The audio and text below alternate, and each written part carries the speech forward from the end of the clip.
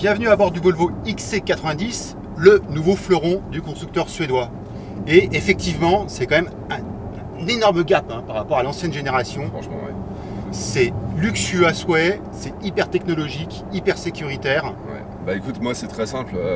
C'est la première fois que je vois un intérieur aussi original et aussi bien fini. On a vraiment des matières qui sont très, enfin c'est plutôt beau déjà, Ouais. de l'extérieur déjà parce que c'est très massif et finalement on a réussi à faire quelque chose d'original de l'extérieur et puis l'intérieur, le traitement est tout simplement. Je pense qu'aujourd'hui ça fait partie de ce qui se fait de mieux sur le segment. Alors les autres détails, c'est cette tablette, je crois que tu aimes bien aussi, on est assez geek dans l'idée et là, De la taille d'un iPad quasiment. oui voilà, on a un écran qui fait 12 pouces ce qui est assez gros pour une voiture aujourd'hui. 12 pouces c'est le format d'un petit portable, d'un ultrabook aujourd'hui et là on a en fait quasiment toutes les fonctions possibles de la voiture, on peut commander n'importe quoi dans la voiture quasiment. D'un seul doigt, on a je crois 8 boutons en tout dans l'habitacle. C'est vraiment très très limité et l'interface c'est extrêmement simple d'utilisation. Très fluide, très rapide. C'est rapide et puis c'est intuitif, c'est-à-dire qu'on comprend tout de suite ce qui se passe sans être. En fait, il y a 3 pages, on va dire, 3 pages principales. On les fait basculer de l'une à l'autre et on a accès vraiment aux choses de manière très simple, très visuelle.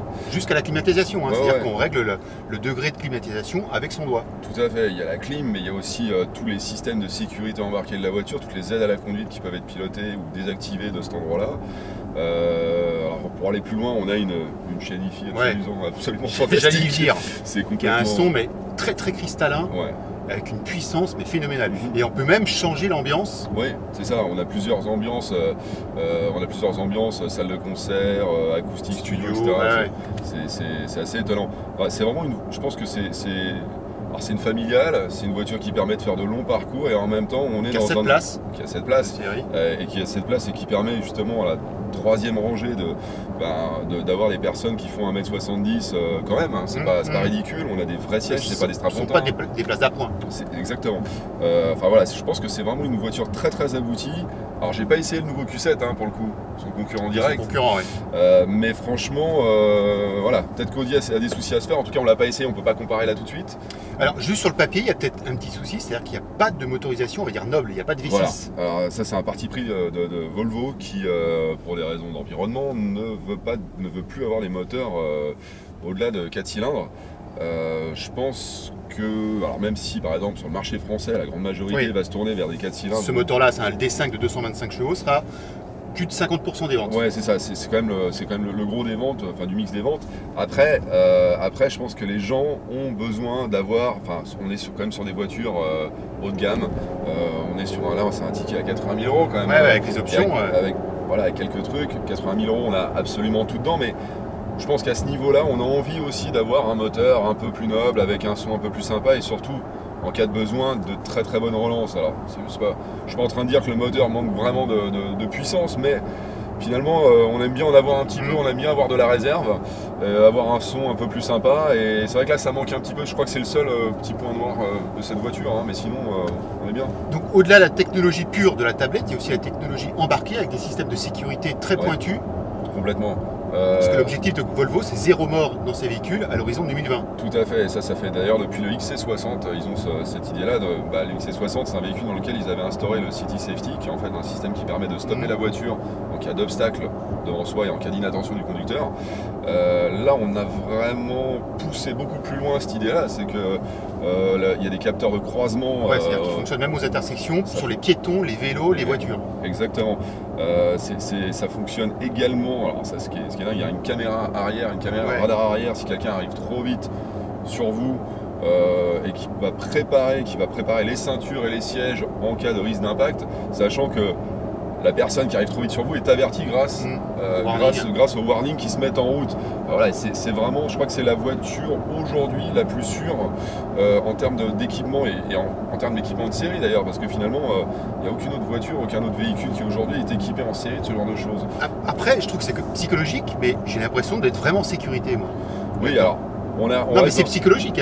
Alors il y a un côté psychologique aussi parce qu'on est en hauteur, on est dans un SUV et ça depuis toujours. Grosse voiture.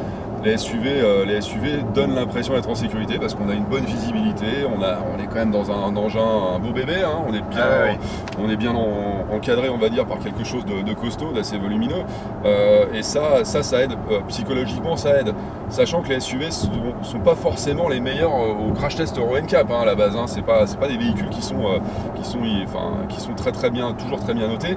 Là, Volvo quand même, celui-ci, c'est... non, mais il y a une réputation en plus Volvo. Hein. Alors, il y a une réputation, ils ont inventé la ceinture de sécurité, ils ont inventé les airbags, ils ont inventé plein de choses.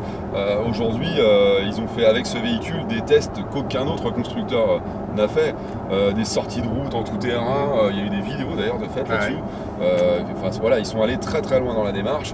Et je pense que oui, l'objectif, en tout cas pour la marque Volvo en Suède en 2020, c'est demain, hein. C'est dans 5 ans seulement. Ça va arriver très vite, ouais, effectivement, moins de 5 ans, donc je pense qu'ils peuvent y arriver. Ouais. Donc vraiment, Volvo reste dans le premium, même presque au devant du premium. Ouais, je pense qu'il y a vraiment, ils ont placé la barre plus haut, mais ils l'ont placé tellement haut cette barre qu'en fait on arrive à un stade où on se demande si on regarde un X5 aujourd'hui, qui est un véhicule très récent, qui est arrivé il y a quelques mois sur le marché, il y a un peu plus d'un an, on a vraiment quelque chose de plus original, et on sent à aucun endroit de cette voiture, on sent on a essayé de faire des économies sur un petit élément qu'on ne voit pas trop ou auquel on n'a pas trop forcément accès. Et là, on a vraiment le moindre détail qui est bien fini. Oui, parce qu'en plus, il y a un design vraiment particulier. On parle du design à la suédoise, et là, effectivement, ne serait-ce que la face avant, le traitement des feux, etc. Même le rétroviseur sans bord. C'est ça, les petites commandes avec cet aspect un peu diamant sur les côtés. Alors, au toucher, c'est très sympa. Visuellement, c'est original. Cet aluminium qui est omniprésent, c'est pas du plastique façon alu, c'est du vrai aluminium. Je peux vous dire, c'est vraiment, c'est assez étonnant. On voit pas souvent ça dans une auto aujourd'hui, et c'est plutôt une bonne nouvelle, je trouve.